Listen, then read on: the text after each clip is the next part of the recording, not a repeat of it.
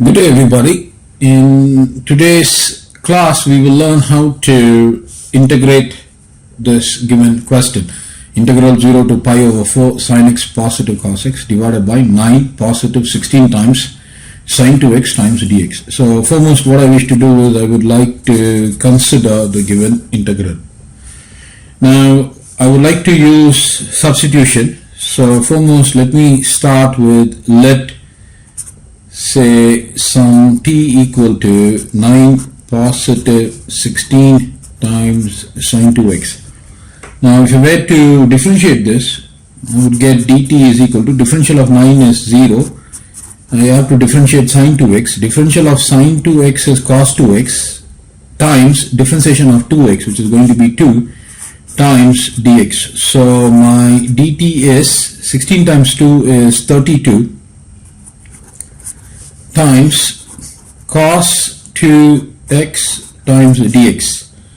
Now I have a trigonometric identity which I can utilize, and that trigonometric identity is cos 2x is equal to cos squared x negative sin squared x. So this can be utilized. Now let me substitute in place of cos 2x cos squared x negative sin squared x, and you got the dx there. Now a squared negative b squared is a negative b times a positive b. So this is equal to, I'm going to write this as cos x positive sin x times cos x negative sin x times dx. Now my main idea is to have cos x, or I should say sin x plus cos x, or cos x plus sin x times dx. That has to be obtained, and since additionally I have got cos x negative sin x, I need to make sure that I'm converting cos x negative sin x to represent the variable t which we have taken. So for that to happen, let me adopt this following strategy. So this is cos x positive sin x, that is fine. Can I rewrite cos x negative sin x as cos x negative sin x raised to the power of 2? Is it okay? Can I do that? Of course I can do that. Now what is cos x negative sin x raised to the power of 2? This is going to be cos squared x positive sin squared x negative 2 times sin x cos x. Okay.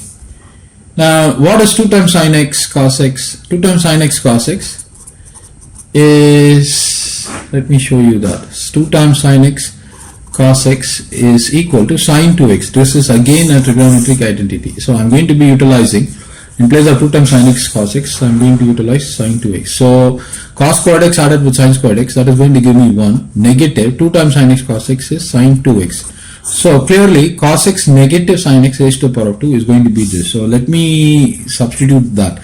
So 2 times of cos x plus sin x. Let me write that as sin x plus cos x. Why am I writing it as sin x plus cos x? Because sin x plus cos x is what is given. And root of cos x negative sin x raised to the power of 2. Cos x negative sin x raised to the power of 2 is 1 negative sin 2x times the dx. Okay, fair enough. Now I have to get rid of this sin 2x. So how is it possible? Go back to the original substitution. T is equal to 9 positive 16 times sin 2x. So let me just utilize that fact. So T is taken to be as 9 positive 16 times sin 2x. So from here t negative 9 is equal to 16 times sin 2x. This is nothing but I'm pushing the 16 down. So 1 over 16 times t negative 9 is equal to sin 2x. So in place of sin 2x I can substitute this. So let me do some simplification over here. So therefore root of 1 negative sin 2x can be rewritten as square root of, in place of sin 2x I will be substituting 1 over 16 times t negative 9. So let us perform the simplification here. taking the LCM, this is going to be 16 negative t positive 9 divided by 16, which is equal to root of 16 added with 9 will give me 25 negative t divided by root of 16. Now what is this? This is nothing but root of 1 negative sine 2x. So I would be substituting root of 1 negative sine 2x in place of root of 1 negative sine 2x, this quantity. So let's do that. So take this and substitute it here. So this is equal to 32 times sine x positive cos x times square root of 25 negative t divided by root of 16 will give me 4. So substitute that, place that 4 times dx is equal to dt. But I want only 32. In fact, I don't even need 32. I need only sin x positive cos x times dx. So before we could move on, 4 can divide 32 8 times. So just retain sin x positive cos x times dx, then push everything down. So this is going to be dt divided by 8 will go down times root of 25 negative t. So this is what I've got. So if I were to take this as 1, therefore I can rewrite 1 to be as, let me write that out. Therefore 1 can be rewritten as, I'm not going to be placing the integral limits as of now.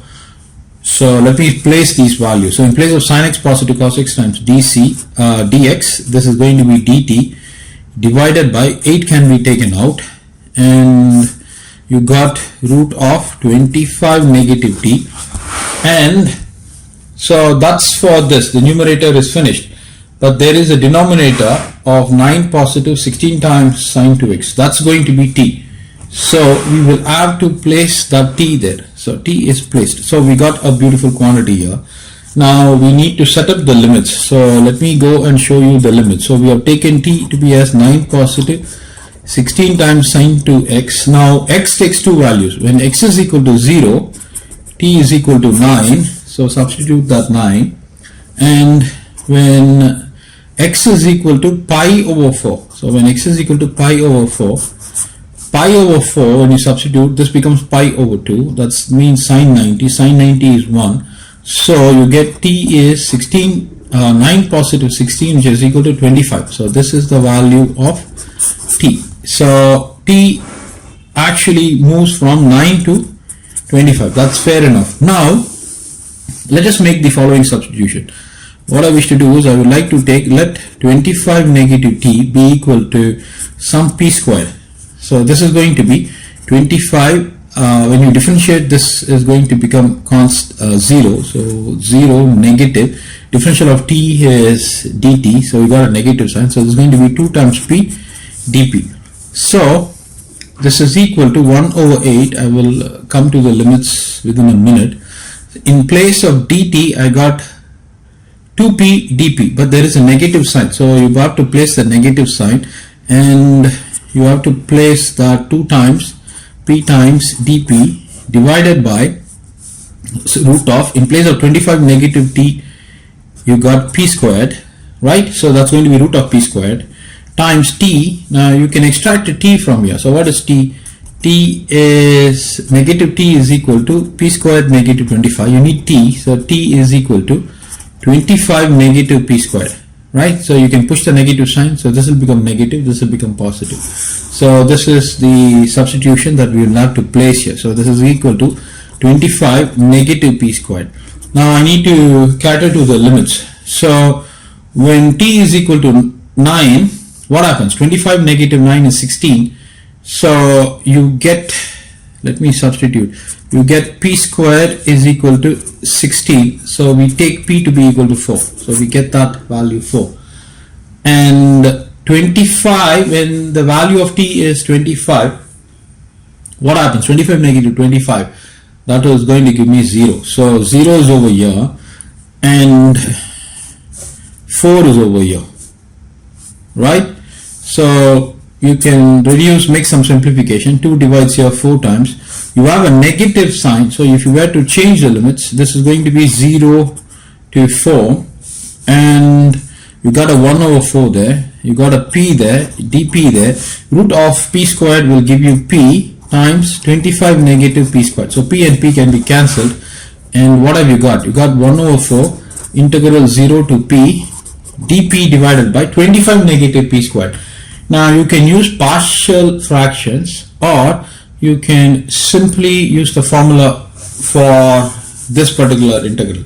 This has got a formula, right? But what I'm going to do is I'm going to utilize partial fractions. So I'm going to rewrite this as 5 negative p times 5 positive p. Fair enough, right? A squared negative b squared. So let us consider the quantity 1 over 5 negative p times 5 positive p. So this is going to be a over 5 negative p positive b over 5 positive p. So this is a times 5 positive p positive b times 5 negative p is equal to 1.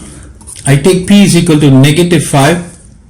This will go off. P is equal to negative 5. This will become 10. So 10 times b is equal to 1. Therefore, the value of b is 1 over 10. So that is fine. Next, what I wish to do, I will substitute p is equal to 5. So if I substitute p is equal to 5, this will vanish, and this will give me 10 times a is equal to 1.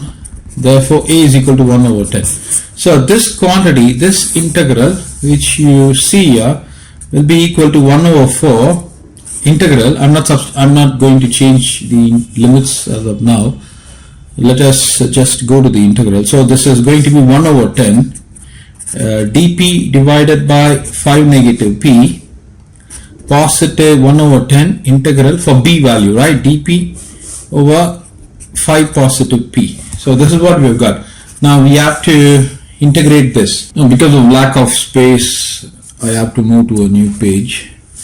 Now 1 over 10 can be taken out, so that's going to be 1 over 4 times 10, that's going to be 40. Now you have got integral dp over 5 negative p. Now I would like to take the negative sign and rewrite this as dp over p negative 5 positive integral dp over 5 positive p. Right? Now this is equal to 1 over 40. Now integral dp over p negative 5. So what is that? That's going to give me ln modulus p negative 5. You got a negative sign, place the negative sign there, and this is going to give me ln modulus 5 positive p. I'm going to write it as p positive 5. Right? Of course, you have the limits. The limits are 0 to 4, 0 to 4, 0 to 4, 0 to 4. So that is the limit there. So we need to substitute the limits. And before I could substitute the limits, I would like to utilize this formula. Ln of a negative ln of b is equal to ln of a over b. So by this formula, this is rewritten as ln of modulus p positive 5 divided by p negative 5, and the limits are 0 to 4. Now this is equal to 1 over 40. You substitute the upper limit, you get 9, right? But over here you get 4 negative 5, that's negative 1, but there is a modulus sign.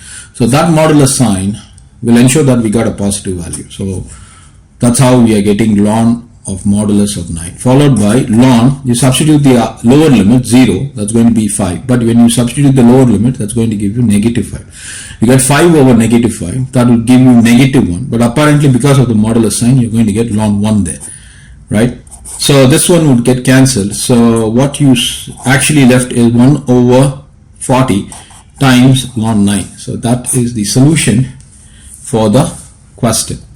Thank you, everybody.